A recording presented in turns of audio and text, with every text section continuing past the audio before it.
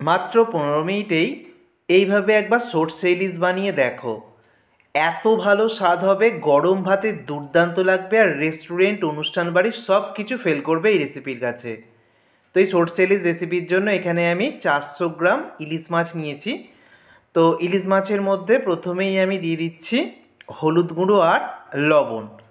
লবণ আর হলুদ গুঁড়োটাকে ইলিশ মাছের গায়ে খুব ভালো করে লাগিয়ে নেব। ইলিশ মাছ কিন্তু বাজার থেকে কিনে আনার পর খুব বেশি ধুতে যাবে না, ইলিশ মাছ কিন্তু খুব বেশি ধুতে নেই। লবণ হলুদ মাখিয়ে নেওয়ার পর এবার আমি মিক্সার জারের মধ্যে নিয়ে নিচ্ছি 3 চামচ কালো সর্ষে, 2 চামচ সাদা সর্ষে। দু রকম সর্ষে মিশিয়ে করলেই বেশি ভালো হয়।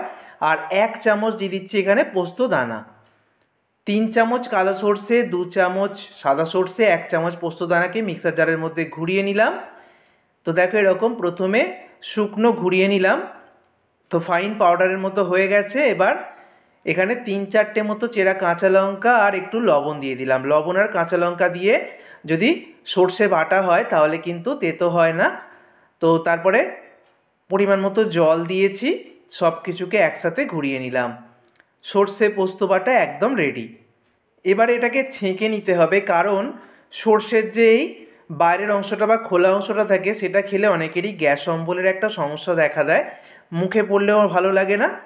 আর সেই কারণের জন্য খুব ভালো করে এটাকে ছেঁকে নেবে, অবশ্যই কিন্তু এরকম একবার ছেঁকে নেবে, একদম পারফেক্ট হবে। আর ছেঁকে নেওয়ার পর ঠিক এরকমটা হয়েছে, খুব বেশি ঘন নয়, আবার খুব বেশি পাতলাও করা হয়নি। এবার রান্নাটা সর্ষের তেলে করতে হবে। সর্ষের তেল আমি গরম করে নিয়েছি, এখানে আমি 3 চামচের মতো সর্ষের তেল দিয়েছি, তার মধ্যে কালো জিরে আর হলুদ গুঁড়ো দিয়ে দিলাম, আর একটু দিয়ে দিচ্ছি কাশ্মীরি লঙ্কার গুঁড়ো। কাশ্মীরি লঙ্কার গুঁড়োটা না দিলেও চলে, অনেকে শুধু হলুদ গুঁড়োই ব্যবহার করে, তবে একটু কাশ্মীরি লঙ্কার গুঁড়ো দিলে রেসিপিটা দেখতে কিন্তু খুবই সুন্দর হয়। এবারে আমি দিয়ে দিচ্ছি জল, তবে অতিরিক্ত জল আমি দেব না।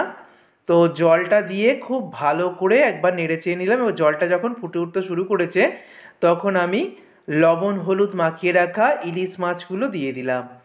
এইভাবে ইলিশ মাছগুলোকে লো ফ্লেমে মিনিট 5 রান্না করতে হবে। 5 মিনিট এরকম খুব ভালো করে ফুটিয়ে নিয়েছি লো ফ্লেমে 5 মিনিট পর ঢাকনা খুলে আমি সর্ষে বাটাটা দিয়ে দিলাম। সর্ষে বাটাটা দেওয়ার পর হালকা হাতে একবার নেড়ে চেড়ে নেবো। ইলিশ মাছ কিন্তু খুব বেশি নাড়াচাড়া করতে যাবে না, কারণ মাছ খুবই নরম হয়।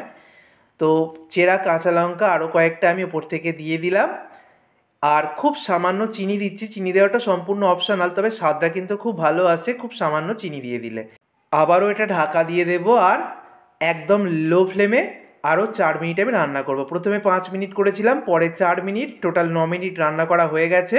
ইলিশ মাছগুলোকে একবার হালকা হাতে আমি উল্টে পাল্টে দিচ্ছি, আর এটা সিলিকনের স্প্যাচুলা দিয়ে আমি উল্টে দিলাম। তারপর আবারও ঢাকা দিয়ে লো ফ্লেমে 3 মিনিট রান্না করলাম।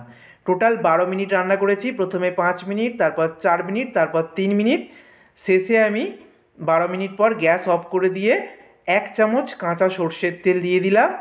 গ্যাস অফ করে কাঁচা সর্ষের তেল 1 চামচ দিয়ে আমি ঢাকা দিয়ে আরও 3 মিনিট বসিয়ে রাখবো।